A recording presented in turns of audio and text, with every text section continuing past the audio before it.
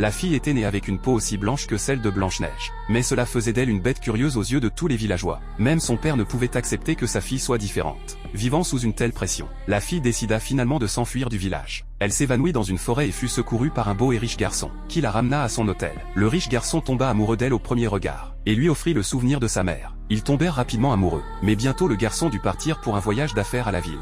La fille l'attendit à l'hôtel pendant une année entière, mais il disparut comme s'il s'était volatilisé de la surface de la terre. Alors elle cacha sa peau et partit seule à la ville pour le chercher. À sa grande surprise, le riche garçon l'avait déjà trahi. Il avait épousé une autre femme et avait des enfants. Quand elle retourna à l'hôtel, elle était complètement brisée. Elle ne pouvait pas accepter un destin aussi cruel. Et 3 jours plus tard, on la retrouva morte dans la chambre. Des années plus tard, l'hôtel rouvrit ses portes. Lors de son premier jour de travail, la nouvelle femme de ménage fit face à quelque chose d'étrange. Elle entendait sans cesse quelqu'un pleurer au 3e étage. Et la chambre d'où provenait le son était verrouillée. Elle voulait voir ce qu'il y avait à l'intérieur, mais ne pouvait rien distinguer clairement. Poussée par la curiosité, elle essaya de crocheter la serrure avec une épingle à cheveux. Mais peu importe le nombre de fois qu'elle essayait, elle n'arrivait pas à l'ouvrir. Alors qu'elle était sur le point d'abandonner et de partir, la porte verrouillée s'ouvrit soudainement d'elle-même.